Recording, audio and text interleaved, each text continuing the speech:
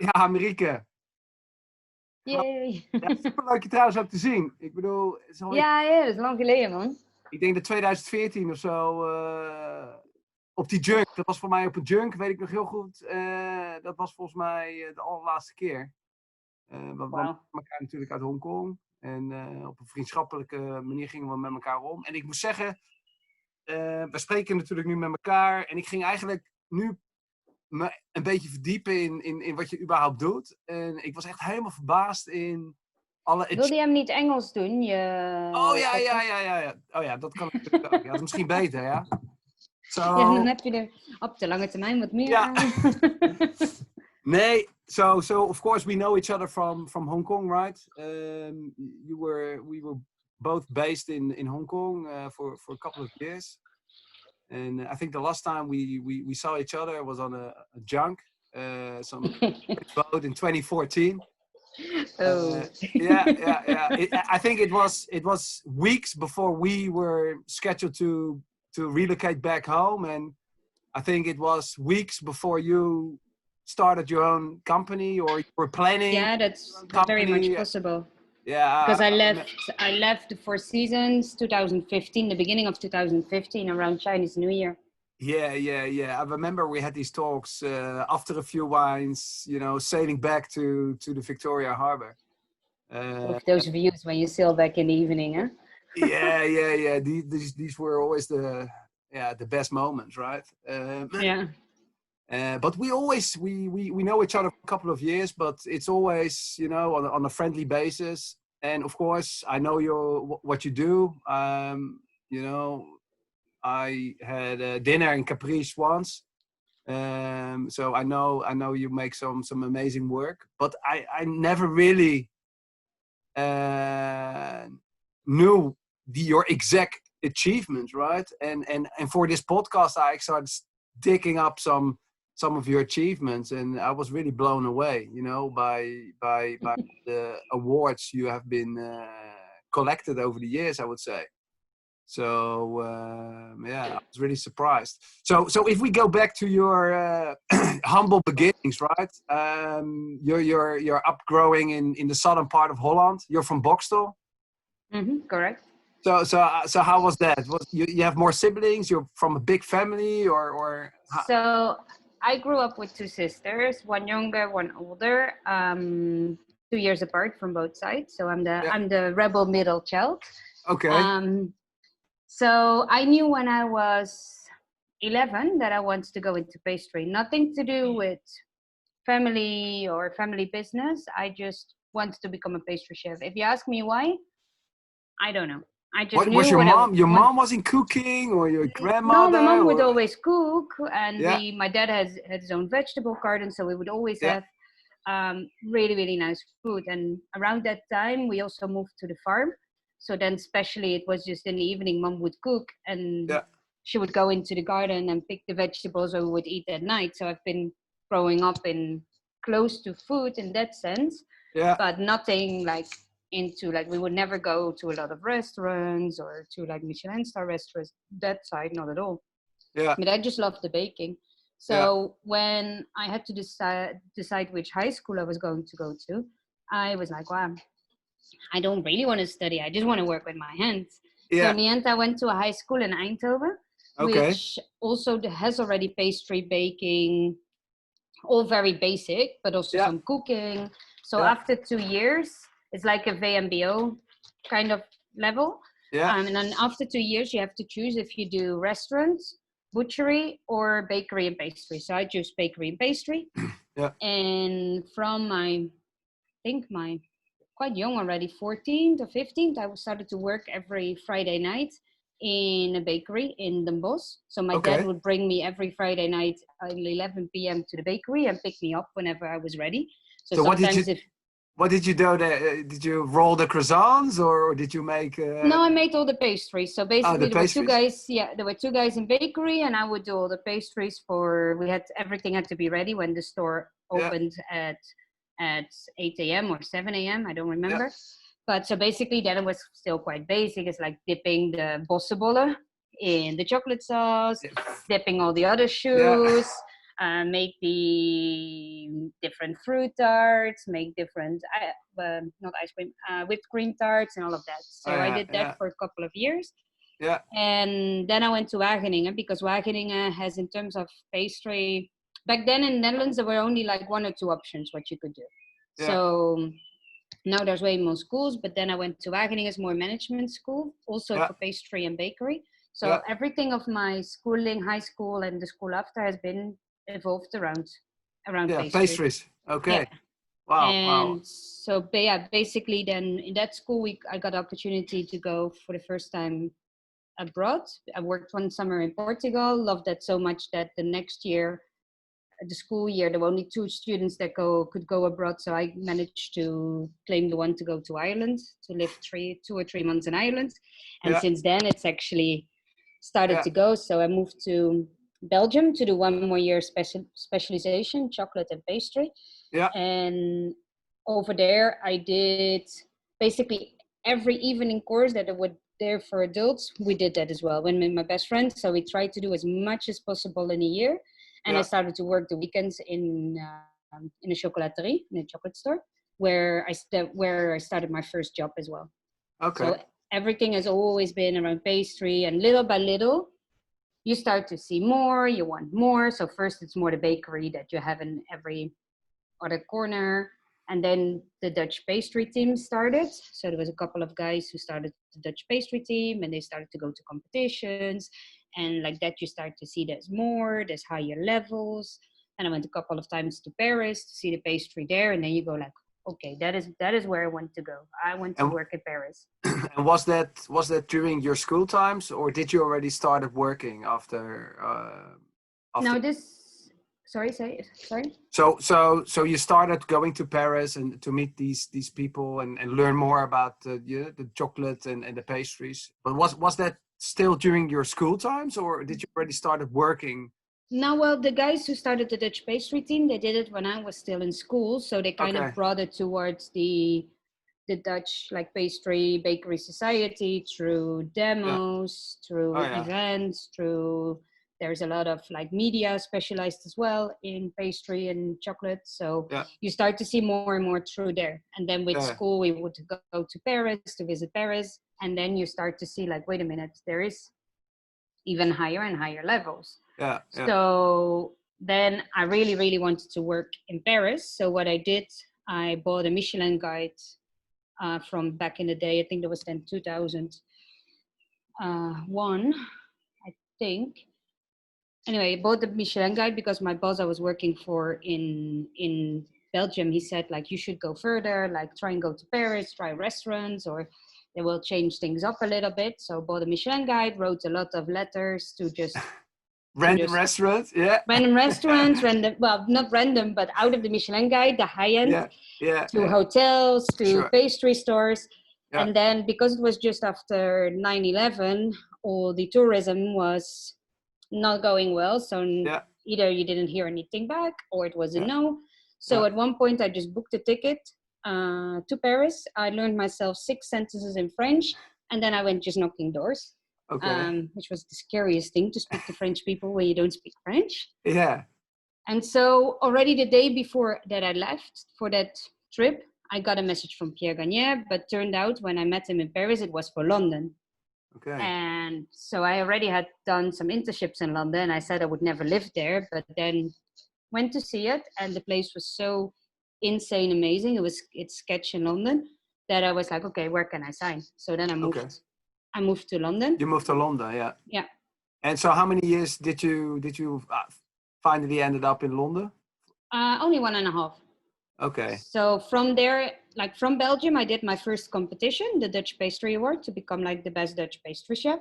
Yeah. And that was a bit of a drama, the first one, because my piece fell down before the judges had seen it. It was in balance, but the block where it was built and was against the wall, it was on a fair. Apparently there was a fridge behind. Somebody had smashed the door of the fridge, so my piece had been like, and at one point everything was on the floor, and I was so tired from preparing for this showpiece and this competition that I was just crying my eyeballs out. Was that 2004? Was that the first That one? was 2003. The first one was Okay. 2003. And then I became seventh. And then some of the judges, there was a Swiss judge, I will never forget, like he pulled me aside and he was like, just come back next year and then you just show everybody what you can do. So which you did, right? Which I did. Yeah. So that time I did it from London. Yeah. And so I did it again. There was a pastry store in Brabant as well who lent me their kitchen because you had to prepare this showpiece already from before and then put it together over there. Yeah. And so then you realize how friendly everybody is in this business. Everybody wants to help somebody that wants to do competition. And so then I won that one. So of course that helped with getting a bit your name going and equally just for your motivation, just to keep on going. And then after that I moved to Paris because Paris was still the place where I wanted to work. Oh yeah.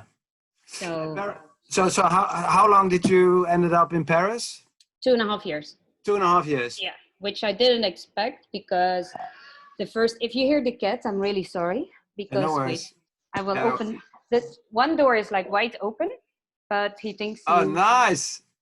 Oh yeah, sunshine's there as well. Yeah, well, finally. Is that a massage table, Marike? No. Those are pellets. We're going to make plant boxes with those. Oh. we found them in front of the house. Reduce, reuse, recycle, especially when you're bored. Yeah. Well, it's a little bit of weird time as well, right? Exactly. I'm actually sitting now in my daughter's room. We have a little holiday cottage, a very small house, but this was the only room where I have some daylight, sort of, all the big trees. It's a good time. So yeah, to get back to Paris, I went there, didn't speak a word of French or a few, and then the chef would say something and he would go like, I don't understand, like put it in the bin. Chef, what is a bin? Yeah. So you would annoy the hell out of people the whole day, and it was hard. Like working in a 3 Michelin star restaurant, getting yelled at all day in French that you don't understand. And so I was like, okay, I need to stay 6 months. If I still don't like it after 6 months, you're allowed to go. And then you start to speak the language, and then you get connected to people. And then I left 2.5 years later that job. Yeah. And from there, I did several competitions as well, because the competitions kind of pushes yourself. So there's pastry chefs who love it and pastry chefs who absolutely hate it. For me, it was something that you had to create something yourself. You have to train for something yourself. And it's really to measure yourself with other chefs as well. I'm probably slightly competitive as well, so otherwise you wouldn't do it. But it's extremely nerve-wracking, right? I mean, I do Brazilian jiu-jitsu, and doing jiu-jitsu in the gym, it's a lot of fun, and you do a lot of sparring, and it's good, right? But as soon as you go to a tournament, it's nerve-wracking, right? Oh no, fully agree. It's scary as well. But it's always good, right, to measure yourself and to watch against others and see how you actually do. And have a goal. For me, I work very well with goals and challenges. Yeah. Therefore, this whole Corona period, it is hard, because this morning I had a conference call with Asia, one of the brands I work with in Asia. Yeah. And we just don't know. Like, I have worked with them planned now 2 weeks for the rest of the year, because nothing will pick up before October, they expect. And nobody knows, right? And, especially for you. I mean, you've been traveling a lot, right? I mean, 6 flights a year is a common thing, right? So 2019 was as crazy, I guess, as 2018, and every year got busier and busier. Every year I say I take on less work, I will travel less, but in the end, it's fun as well. I love the job, so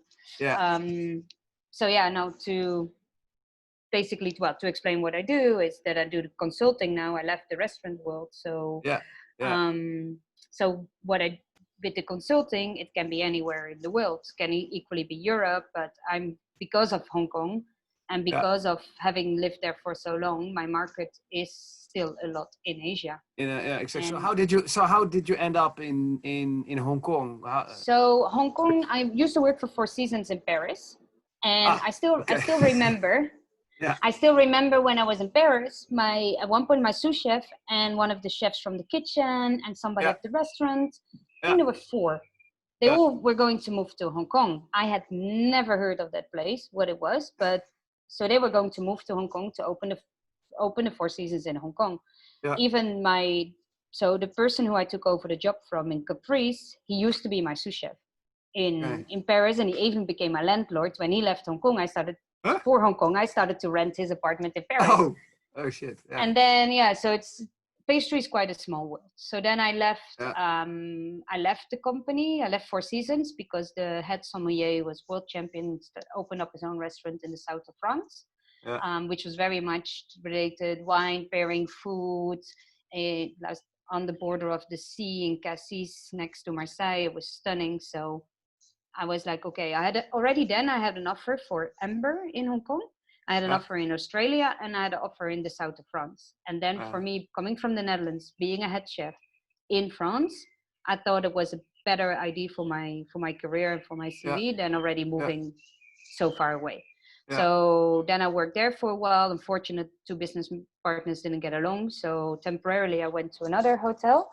And then I actually did a step back from head chef. I did a step back to sous chef to work with Anne-Sophie Pic. So Anne-Sophie Pic is one of the very few ladies who have 3 Michelin stars. Okay.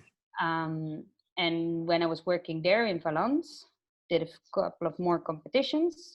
Yeah.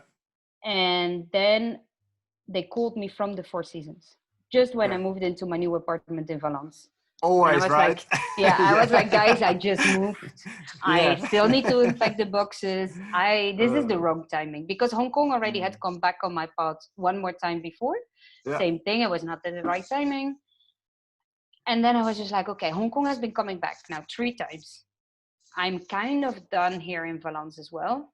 Yeah. But I just have a new apartment. And then Vincent, the chef of Caprice, was like, yeah, that's not an excuse. We spoke with HR, the move will be paid for and everything. So you don't even need to redo your boxes once you unpack.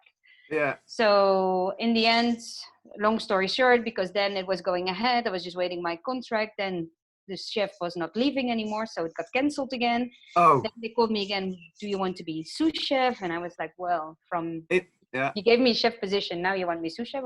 And then in the end I said, okay, I will come. But if within 1 year, I don't make a promotion, I'm out. Everything needs to be for a contract of 1 year. Yeah. And basically then I sold all my stuff. Yeah. Few things went on the move. The rest, like my car, my motorbike, I had to sell everything. Did you before you made the decision to take the job? Never been to Hong Kong. Did you have been there? Never, ever. I've only been once to Vietnam for 3 weeks with my sister backpacking, and that was when I was living in London, so years and years before. Yeah. I had looked it up. I had looked up things. But I never seen the kitchen. I never seen Hong Kong. Had no idea. Just sold all my stuff, and the rest on the boat. Some stuff went to the Netherlands to my parents. Yeah. And off I went. Go.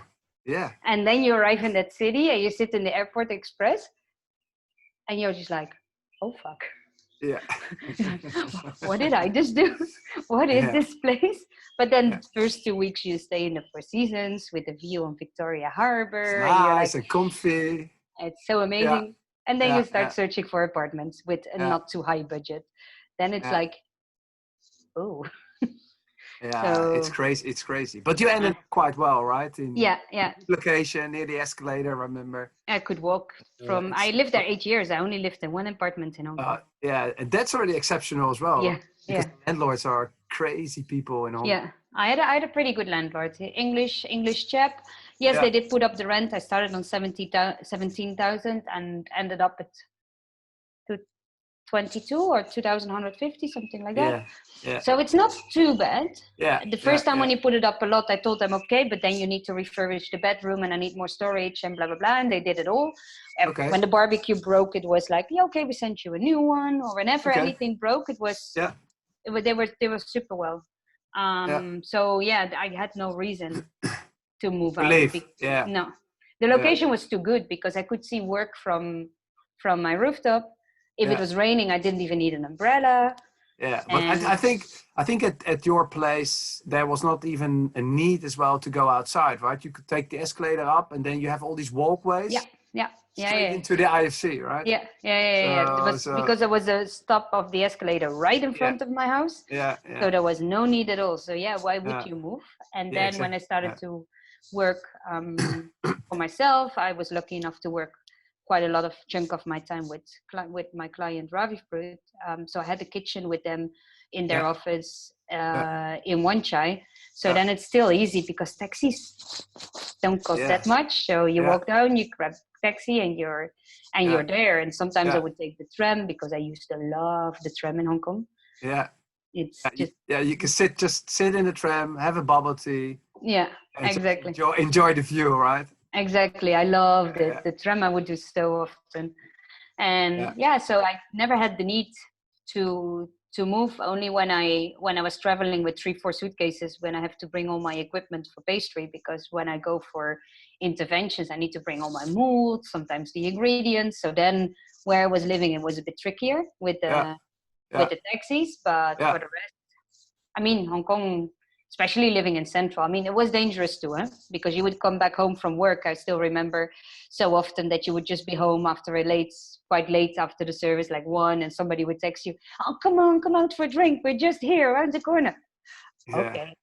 yeah. What was So the Dutch hangout? It was Stanton's, right? Yeah, Stoughton's, and there was that yeah. other one before. It's not there anymore. There's the one a few before Pastis. It was like an Really? Italian What? place. Yeah, on the corner, right? Yeah, On the yeah. corner.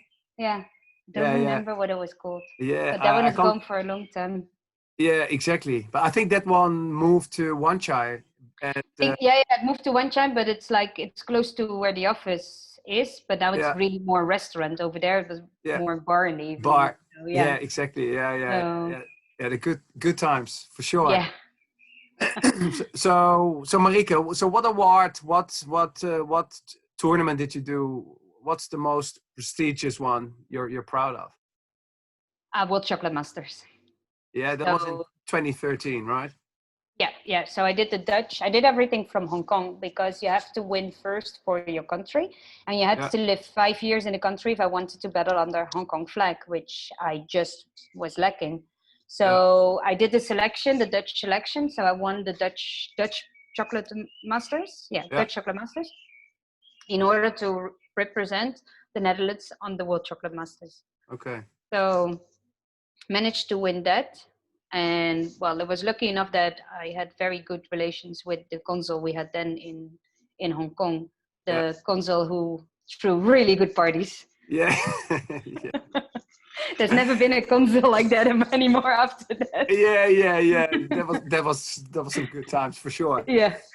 So, and he put me in touch with so many people who sponsored me already for the selection, Oh because yeah. competitions like this, to fly over all your equipment, and it's a lot of money. Like I spent more than 50,000 euros, or definitely more, So, on this so competition. now I know why you had the KLM sign Exactly. on your jacket. I was thinking about it. What's the KLM? Yeah, KLM sponsored for the selection. They Ah, sponsored all yeah, my extra luggage, and yeah, they gave me a super cheap flight.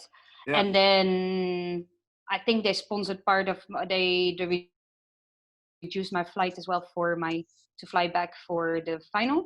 And yeah, then for the final we had Merzario, a Dutch company as well in shipping, yeah, who even built a tailor-made. They came and look how much equipment I had to bring, yeah, and they tailor-made a wooden big box. And then they yeah. came the day before I was flying out. They came to pick up all my equipment, all my stuff I needed to bring over. Even some of the chocolate elements were already in there. Oh And wow. it arrived even before me. It was standing ready in the Chocolate Academy in the Netherlands. So, Okay. and I had the Port of Amsterdam sponsor me for, I think, 2,500 euros, because it was a connection of the consul. And Oh like this, wow. I had a lot of different sponsors. So therefore I had that chef jacket with all the logos. All the Be- yeah, yeah, exactly. yeah. And Four Seasons sponsored me an Yeah. insane amount. So, Okay. Yeah. oh yeah, it's you need that. You need that. And I had my team, and um, so yeah. Except that I was not smart enough to break my ankle in Stanley Markets Oh, you 6 months. did before the tournament? Yeah, I got selected to, well, I became Dutch chocolate masters, and then Yeah. I needed a break because it had been such a hard time of training, and I wanted to go kite surfing in Sri Lanka. I had booked, Yeah. and my coach who helped me with the chocolate, he was like, don't do it, it's going wrong, blah blah. I was like, no, I need this week, I will be careful, and I needed surf shorts. So I went to Stanley, because somebody who sells like equipment for kite surfing, he said, why don't you just go to Stanley Market? And I went in of one of those stores, and I didn't see the step that I took Oh, to go in, stepped out, and there you went the broke egg, your ankle. and I Oh. broke my ankle. Oh So then wow. I lost 2 months. Yeah. 4 months left for the final, Yeah. and then once I could back to go to work, it was basically work 18 hours, sleep 4, work 20 hours, sleep 6. There was no control anymore. There was just like, it was so much that I had to pick up on, that I was just like working myself till exhaustion. Then I managed to chop off a little part of my finger, which which I was like, oh, it's Did, nothing, but the hospital. And 4 days later with a typhoon, I always remember, because I was like, no, do I really need to go to the hospital? My executive chef was like, you look sick, like go and check it out before the typhoon starts. If not, there is no taxi. And so went to the hospital. Turned out I had an infection, so they had to operate me directly to yeah. save the finger. Yeah. So by the time I arrived at the World Chocolate Master, I still could barely move this finger. Walking And on crutches as well. no. That was all good. But yeah, no, Uh, it's been a insane hard ride. It's the best experience ever. I would definitely not break an ankle or chop my finger off anymore if I need to prepare for something like that. Not a good preparation, yeah. but it is the best experience. You have to push yourself so hard and to the fullest. And because basically we had to make a showpiece, Yeah. and my showpiece was 172 height, so it was taller than me. Yeah. Then we had to create two So types. so so Marik, so the showpiece. So you started prepping that showpiece already in Hong Kong, or did you do Yeah, that yeah, once yeah. arrived in Holland? No, so the design was already done in Hong Kong. Unfortunately, Yeah. because of all the delays, I had not. That is where I lacked training on. But so we had made it first, and then you try it, and you try it again. And then I had to make all the molds, because we sculpt the first part. The big part was sculpt. Yeah. But the type of sculpture you do with adding little pieces, and you're allowed to bring pieces to the competition, but you're not allowed to stick things. So I also had to make silicone molds of everything, so I could re-pour all of the same shapes. So I had a backup for everything, because in case it breaks during Yeah. transport to Paris, Okay. or if it breaks during the competition, you have everything kind of in backup. So you have to make silicone molds for everything. So certain things, like for example, the big piece, I already had poured one in Hong Kong and just shipped it, but I had to make a few more. Because in Hong Okay. Kong, I only had like a miniature chocolate machine. So most Yeah. of it I did in the academy in the Netherlands, because they have Okay. 3-4 chocolate machines. So Yeah. it Okay. goes a little bit faster. Yeah. But certain things were already made. Well, everything in terms of molds were already made there. Plates, special tailor-made plates. I had to let them send only one to Hong Kong and all the rest to the Netherlands. Yeah. So it was kind of divided where things were. Because the showpiece was a large one, and the design was exceptional as well. It was the bee design. Mm-hmm. The So queen bee. I was wondering where do you find your creations? How do you get motivated and so how did these creations? So for my competition, it was all around a theme. So a lot of Yeah. competitions have either you choose a theme or Yeah. you get a theme. So here was architecture of taste. So then how do you interpret architecture of taste? So Yeah. that's why you could see a lot of different type of showpieces in this competition, because it's super broad. So then when I started to think about it, then you go, okay, bees build their own house, then they make honey, so they're basically architects of the taste of honey.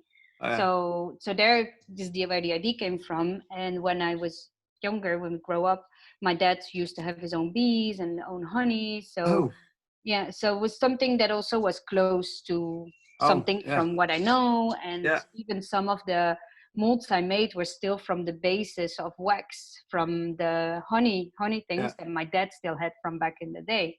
yeah. So and then you start, and then you look at Queen Bee from the Bee movie, and then we started to sculpt that. And so little by little you build it out, and everything goes around this whole Please. theme. Yeah. Yeah, yeah. So So also, how many hours did you put into this masterpiece? oof, a lot. Yeah, Part of the masterpiece, the idea came out when well, I had Marijn Koertjens, who was back then the chocolatier of the peninsula from Belgium, and he helped me with designing and brainstorming. So yeah. one evening we went to Stoughton, and I think after 2 or 3 bottles of wine, me on my crutches, we were just drawing, sitting and drawing in Stoughton, and little by little we came to. I'd already decided it's going to be bees, and then he was like, "Oh, but then we should work with wood." And then at one point I was like, yeah, but I want the bee to be like sexy. And then you come on Queen Bee. And then the Queen Bee even got like bee boutons. So she had little shoes with a yellow bottom instead of red, but with Yeah, high heels. And yeah, so little by little you go, and then I was like, oh, we want these big wings. And so and then you start to put things together, and sometimes it's too much, sometimes it needs more, sometimes you need to change. So we had like little honey spoons and honey and tiny bees.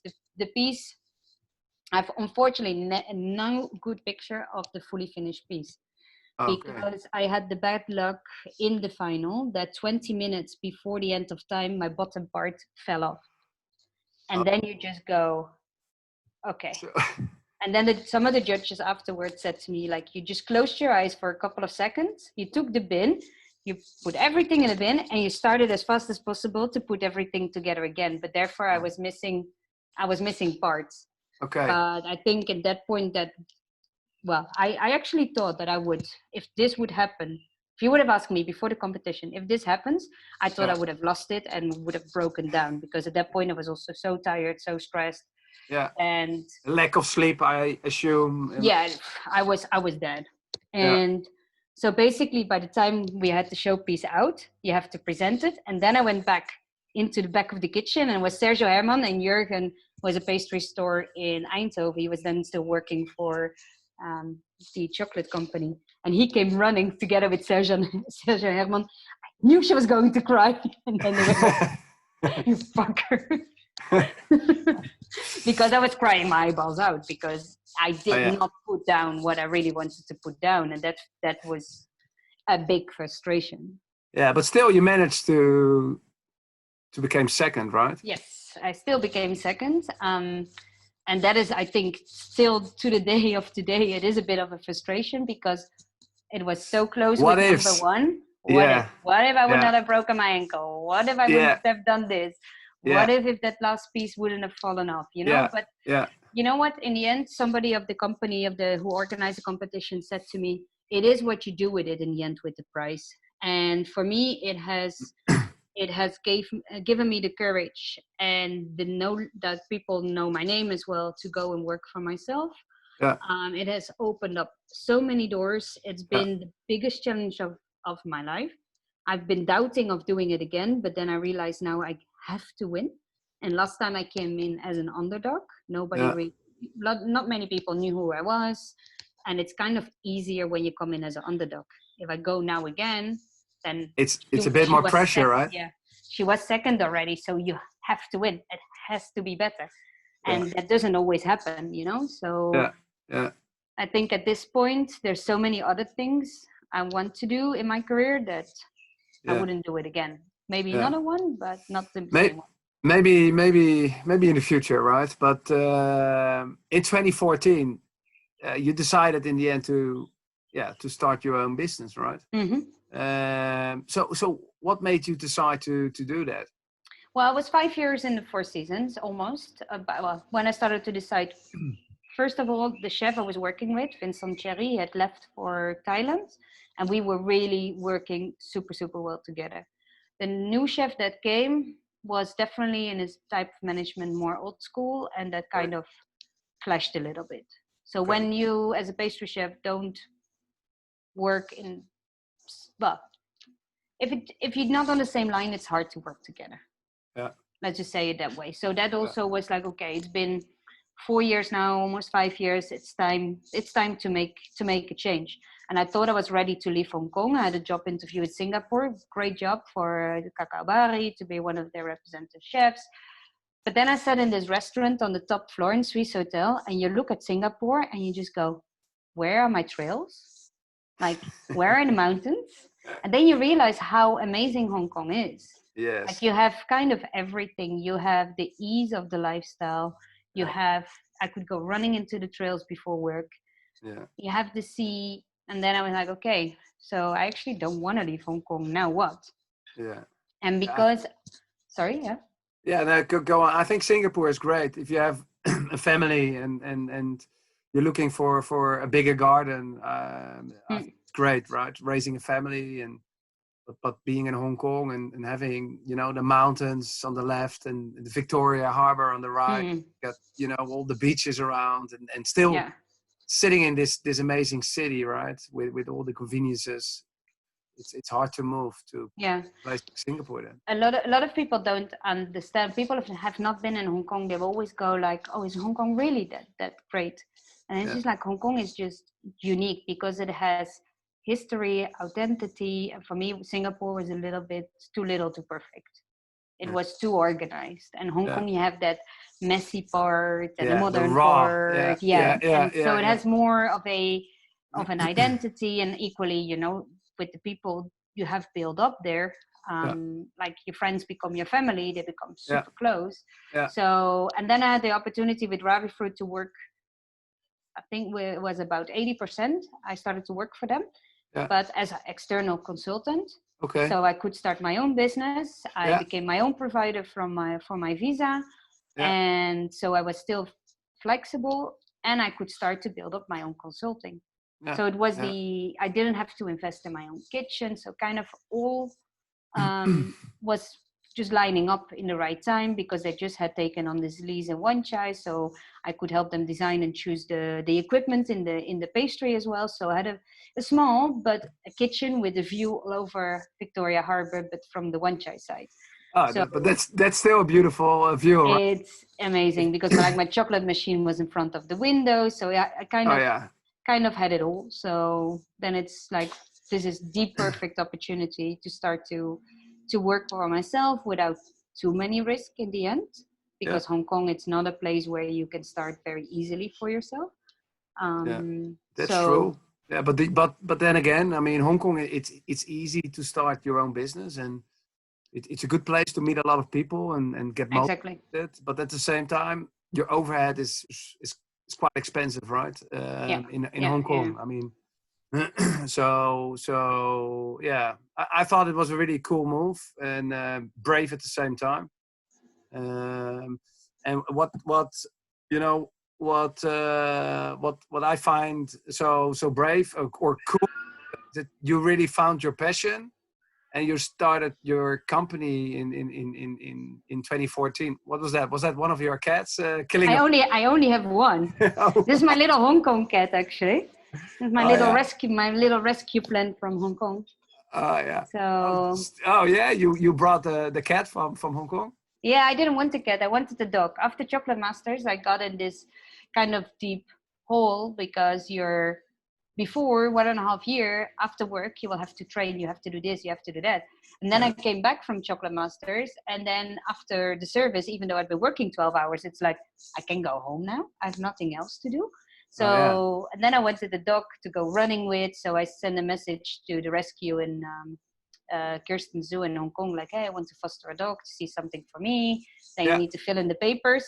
And then I was like, no, you work too much. So do you don't want the cat? And I was like, no cat. And then they called me at one point a month later, and I was coincidentally at home with a broken shoulder. I never broken a bone in my life, but then I broke 3 in a year. 14 months. So, and I was like, okay, temporarily, I will take care of a cat, but it's temporarily. We'll need to get adopted. And there you go. It's living in Barcelona now with me. So. For already a couple of years. Yes. So Yeah. So it's a rescue cat. What's the story behind the cat? Badly treated, so he's coming out of a Yeah. cruelty case. Okay. If I get the story right, because initially I got a different story, Yeah. but apparently he was in a pet store that closed down the doors and just left animals inside Oh to yeah. die. So Yeah. therefore he's quite talkative, and he has Oh only yeah. teeth left now, because they Oh all got rotten one after the other, so then yeah. most of it is pulled out. But Oh the yeah. sweetest cat ever, which Oh yeah. one would not expect from a cruelty case cat. And he loves the sun. Look, don't know if you can see him on the table. Oh Yeah, yeah. It's a white one, right? yeah, fully white. Oh, So nice. So is he yeah. catching any birds, or is he chilled out? No, No. no, we have a lot of birds in the garden now because of, as well, with the lockdown, things are calm and we put bread down. Yeah. And because the wall behind us, it's full with, I don't know how it's called in English actually, klimop. So it's super green. So Yeah. there's a lot of bird nests in there, but no, he's just watching. I don't think he's fast. Okay. Well, not yet. Not yet. No, don't. Hey, You so can't. Marike, yeah, I think your story is super. It's inspiring, right? I mean, you found your passion, started achieving good things. Winning these awards, started your own business. So what's the key to success for following your dreams, but and being successful doing so? So I think it's a willpower. It's you really need to want something, because it's not an easy ride. Like there's Yeah, a lot of younger chefs that would ask me, "Oh, I would love to be the traveling chef like you. How can I become that?" And it's yeah, like you will need to work really, really, really hard yeah, yeah. for years Risk. first. It takes risks as well, right? You just Mm. on a plane and go to Paris and knock on some doors, and you need a certain mentality, I guess, as well, right? Yeah, because it's never been easy. Like the restaurant world, like I never thought I would end up in restaurants. I wanted to work in pastry stores, but somehow in Yeah, London I got in the restaurant, and then in Paris too, and then in the end I worked for 12 or 14 years in Michelin star restaurants. And yeah, the hours are long, the pressure is high. yeah, The language changed as well when I moved to France, not understanding anything. Like it was easier to give up, yeah, but I always put myself, okay, you have to be realistic. If after 6 months or a year you're still miserable, then maybe let go of something. But I would never allow myself to quit straight away.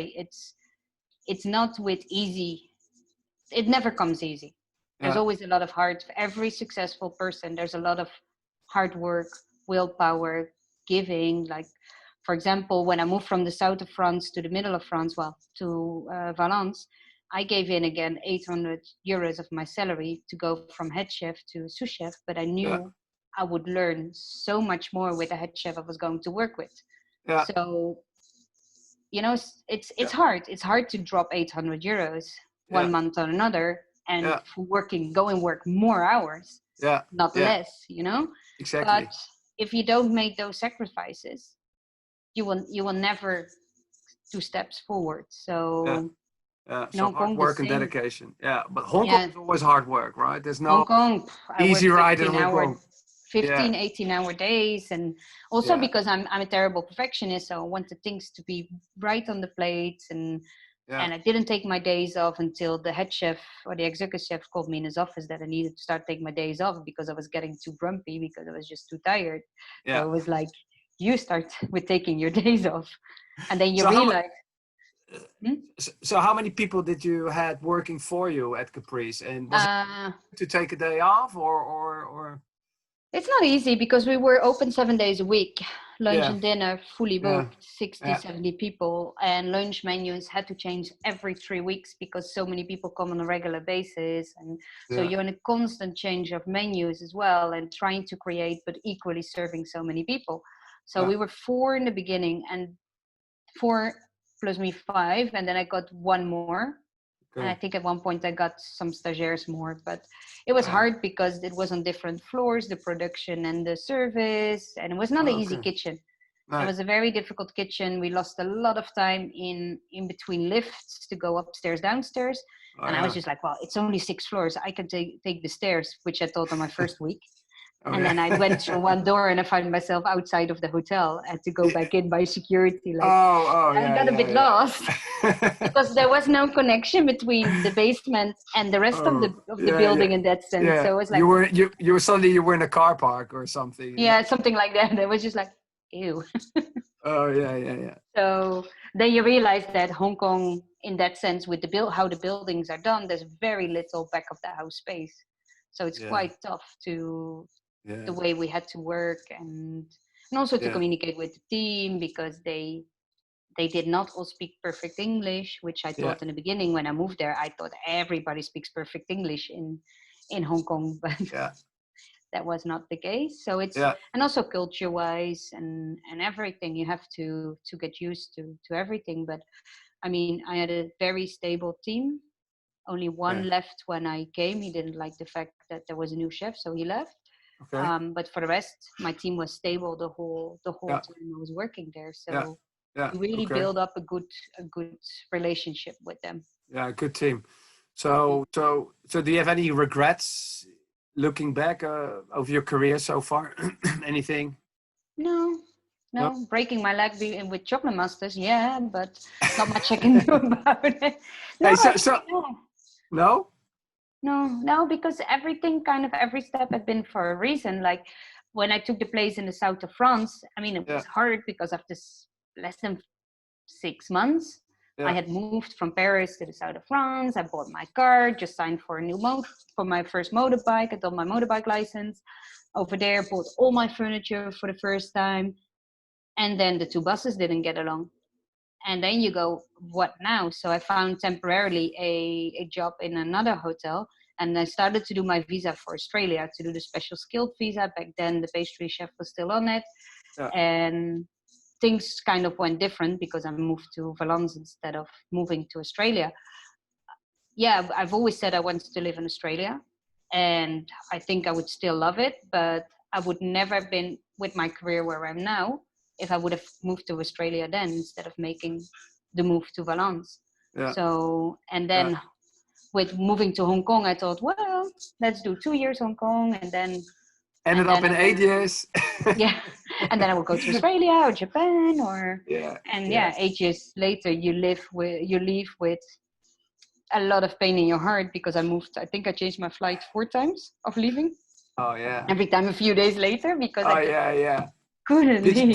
Did you had a big goodbye party and or did you just sneak out? No, I kind of Yeah, I had one party, but not big. I just tried to do dinners with oh yeah, people around because also a lot of people had left that I knew from Hong Kong, and because I yeah, had the traveler's lifestyle, yeah, I didn't really make a lot of new friends. Like my friends, when I was in Hong Kong, I had really good friends, yeah, and I didn't need anymore. Like especially in the beginning, when you know like 100 people or whatever, or 50 people, I didn't yeah. have that anymore because I was No, traveling so much. So when I was yeah, back in Hong Kong, yeah, I just had my really good friends. yeah, yeah, yeah. You have limited time then as well, right? Yeah. So Yeah. So Hong Kong, I think everybody who lived in Hong Kong knows that it's a special place, right? And moving out of Hong Kong, which I actually did twice.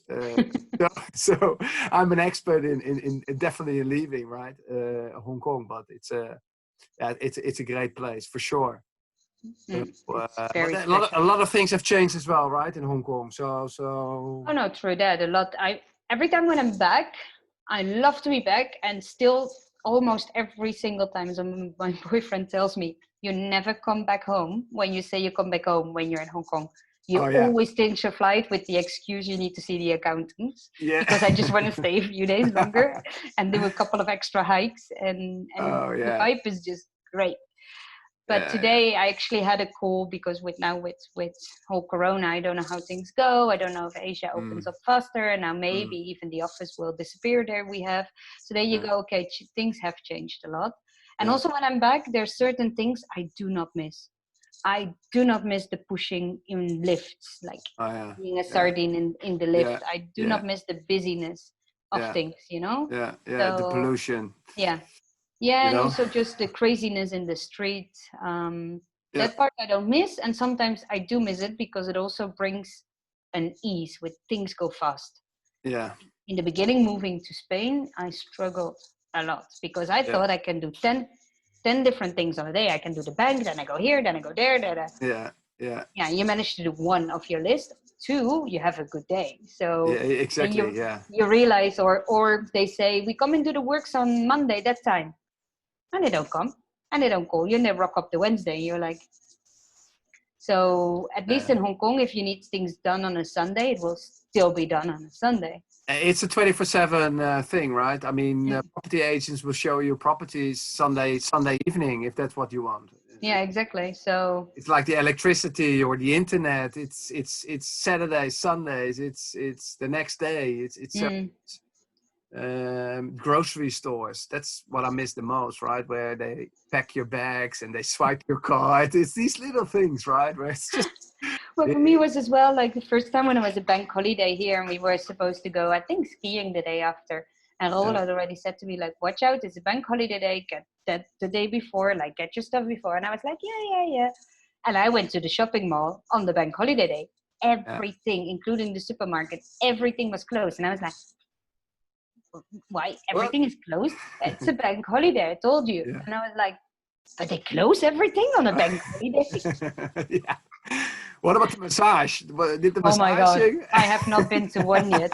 Apparently here in front of my building, there's actually apparently a Thai lady, which my Hong Kong friend told me, which I still need to go and try out. But somehow here, it's a bigger step to go. Yeah, I don't know. Exactly. Yeah. Here in Holland, it's exactly the same. But I did try it a few times, and it's still okay. But in Hong Kong, you have them at every street corner, right? So what defines me is the thrill of life, whether I find it in sports, food, or friends. So I picked that one up from your website, right? From my website, yeah. So of course I know you from Hong Kong, right? And you're this crazy junkie running in the mountains and doing all these crazy stuff. So I remember you started picking up on kite surfing and you did the moon track, the 40K. I did, if I remember correctly. Was it a 40K or 20? I did a 40K and I did the trail walker 3 times actually. You did the Mekko House? Did you do the Mekko House as well? I did so it. 100K. The worst I've done is, this was also after the year after Chocolate Masters. First thing I did after Chocolate Masters, because I got in that like big hole, I started picking up boxing again or sports again. Yeah. And no, well, actually the first year after I got injured twice, so I didn't do much because I was training for the moon tracker and then also I got injured, my other ankle. Yeah. Because I went running on a Saturday night. This is so much fun. Maybe not so much fun. So the year after, I already was boxing at Impact, just tiny gym next to the escalator, and white collar boxing. So I was like, I need a new gym. Oh yeah, I remember that. So I signed up for the white collar boxing, and then initially they didn't pick me because in general they pick people who work for big companies to bring in more money, and being a consultant working for yourself, you're a little bit less of an interest. But some girls pulled out, so then I had to catch up with the whole training. So that was rough because I had to go into featherweight. I had to drop 5 kilos plus training. So how many weeks did you train for the? I think I started to train actually straight from the beginning because because I was at Impact, they were like, if somebody drops out, we can push you in. So just start the training. But then with the traveling, you miss a ton of the trainings, obviously. So I did start in the same time, but I missed a lot of the trainings. So you have to try and do it in the hotel gyms and catch up with private trainings and all of that. So it was pretty tough. You had a fighting background. Did you do any kickboxing, a Thai boxing? Or? No, I did a bit of boxing already in Impact before. But just because I like the training, it's I'm not sure if I would do a fight again. I would love to pick up the training again. Yeah, but it's a good workout for sure, right? It's amazing. It's absolutely amazing. Yeah. No, in 1 hour. You're done. You're done. It's nothing. It's the same with jiu-jitsu, with boxing. It's a good workout, right? It's good cardio. It's fun. Yeah, So it's strength, cardio, but getting punched in the face is not really my thing. no. Yeah, that's the minor thing there, right? Well, So the first time it happened, I had to go to Japan to meet customers, and then you're you had a blue eye or I what? really bad, really bad. So I already told them in advance before I went, because this was like a pastry tour. I was going to visit customers of Ravi Fruit and basically just visit the customers, chat to them, taste their Yeah, products, and just see what Japan was doing. So yeah, already I was on a diet. So already made them with the whole Japanese culture. It's very tricky. So they already told them in advance, like, hey, she's doing this for charity, because that was the way to put it.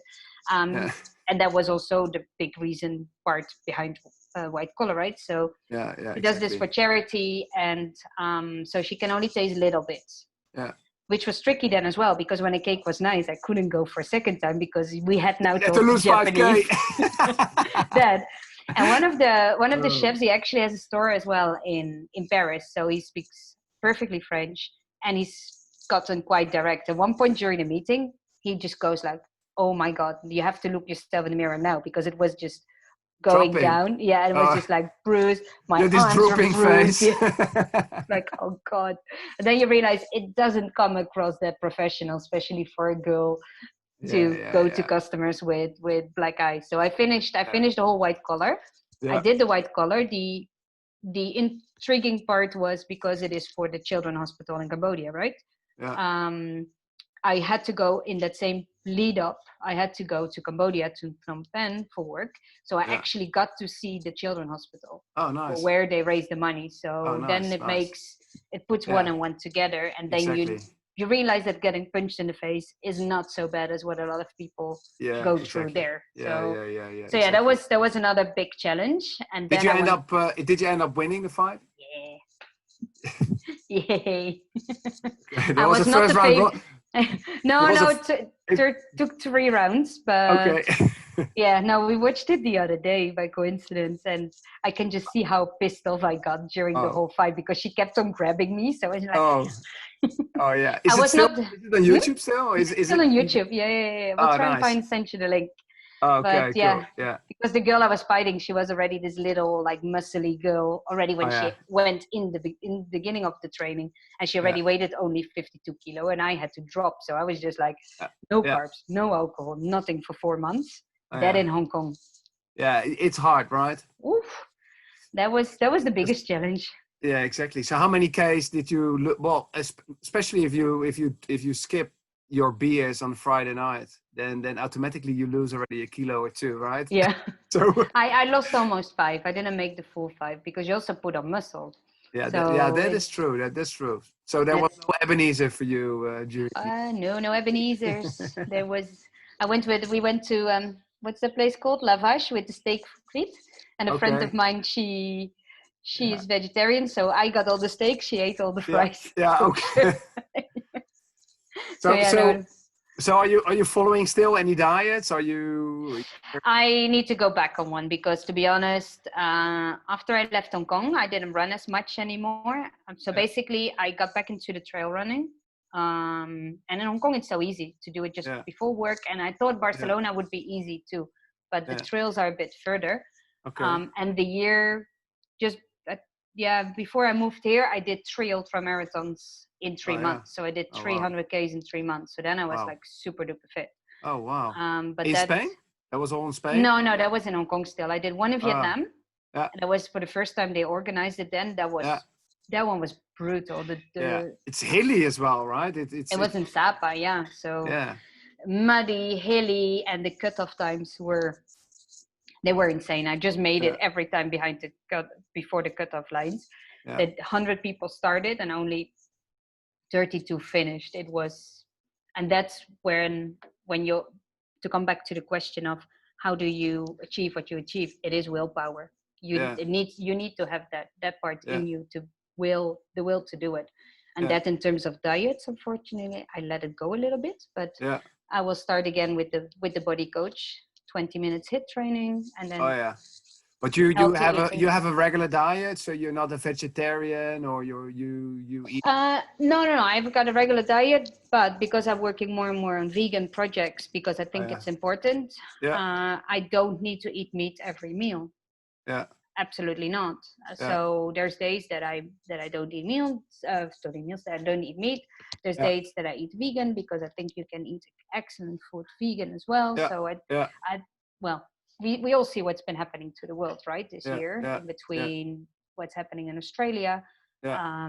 now. So I think if everybody makes a bit of an effort, things Yeah. would already become better.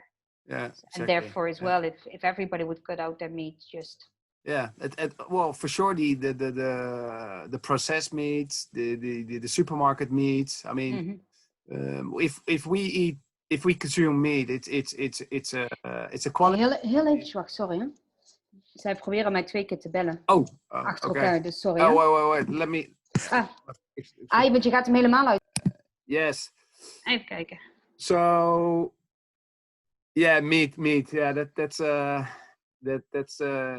that's a crazy topic, right? So yeah, we consume only quality meat from the butcher. I would say we skip the supermarket meats, the processed meats.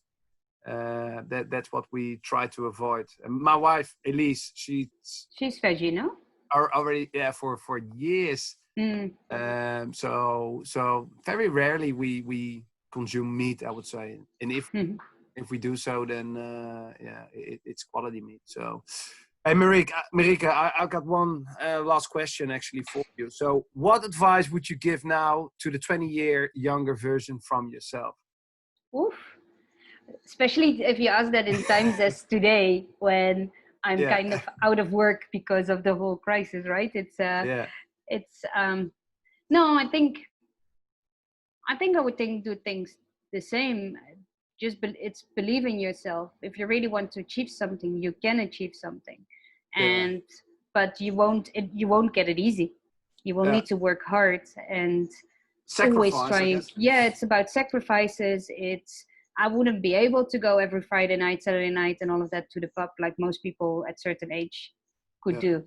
I was the one working, but if you really want to achieve something, follow your dream. If you want to move to a country, follow your dream. Do it, because it are the best experience you have for me you have in your life. Like, it's also addictive to move to different countries, that's for sure. But no, it's believe in yourself and work hard. And just be honest and be true. That's the only. Sometimes you see things or things happen and you don't find it fair, but I think in the end, if you stay honest and true to yourself, good things will always happen for somebody. Exactly. Yeah. So it's not by trying to outcut somebody else that in the long haul you will achieve better. Exactly. So. Yeah. What goes around comes around as well. Oh, right? absolutely. I definitely believe in that. Alrighty, cool. Well, thank you for being my guinea pig. Yay! So happy you're taking the time, and it's great speaking with you after so many years, right? I know. So that I have to say is the good part of this crisis. You speak to so many more people. You always say, should call this person. Now everybody has a bit more time to slow down, remember things. Yeah, exactly. Pick up the phone again, or messages with people. You always go like, oh, I should do that, but you never do. We already had our first Zoom beers as well, with a couple of friends. We came together, we all dialed in and we had a few drinks. So it's a crazy times, but I'm really happy that you took the time. And so what's next for you now? Of course, with Corona, it's with Corona, it's difficult. There is some projects in the Middle East that have already been on standby for 1.5 years because of finding the right partners, the right moment. Well, the right moment, no, more the right partners, and getting things lined up. And luckily, the people I'm talking to, Dutch as well, actually, they believe in only doing it right. So, and I spoke to one of them yesterday, and it might actually, after all of this, it might actually really go ahead. So I hope, because it would be nice to have a big project to work towards.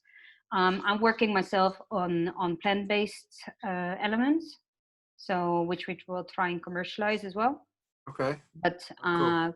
but the whole idea is because plant-based doesn't always mean healthy or natural, but it will need to be natural and pure products that will be Right. used to produce it. Then I Yeah. want to continue on the book, which was supposed to be a vegan book, but that's a bit on hold because Okay. well, I can't. It was supposed to be a whole project by me working with the scientists and the photographers together to really get also a documentary out of it. Yeah. And of course, we all blocked in different places, so Oh, we do what we nice. can do. But So you're coming out with a book as well? that is the idea. Yes, hopefully we Oh, nice. still have our sponsorship, which was promised for it. That would Yeah. help because Yeah. it's a bit Yeah. tricky. Bit With tricky. Corona, everything is changing, right? Everything like for my Especially in your industry. yeah, because all the restaurants are closed. Well, Yeah. luckily a lot of bakeries stayed open because Yeah. they are seen as first needs. So Mm. at least the channel of bakery will still continue, but the channel of restaurants not Yeah. really. It depends as Not, well which bakeries, because some pastry stores that do bread are open, some pastry stores that do bread have decided to close. So I don't know what the rules are in each country. So at least some parts are still going, but restaurants get hit really hard. So which uh, means people are not open for new ideas or new yeah. products. Yeah. So by Yeah. the people I get hired in general, that will Yeah. not happen anytime Yeah. Yeah. anytime Yeah. soon. And also it involves a lot of travel. So I still do a couple of jobs that I can do from here because Yeah. I have one big advantage that I invested a lot last year in moving to a loft with my own kitchen to do all the R&D, so the creating work. Yeah. Um, so yeah, it's an advantage and a disadvantage, but because now there's no way that I can move that easy anymore. Yeah. Yeah. Yeah. Exactly. So Yeah. So if people wanna see your creations or follow you, you have a where can they find you? best would be Instagram. So Okay. Instagram, Marike Van Beurden. Okay. And my website, Yeah. well, the website we're working on a new one, but Okay. will still be on www.marikevanbeurden.com. Okay. Cool. Cool. Cool. All So yeah, their social media platforms, you will be there under your own name. yes, yeah, everything Okay. stayed under my own name. Alrighty. Cool. Cool. Cool. Well, thank you again, Marique. Well, thank you. It was a pleasure, and we speak soon again. I hope so too. Bye. Bye. Bye.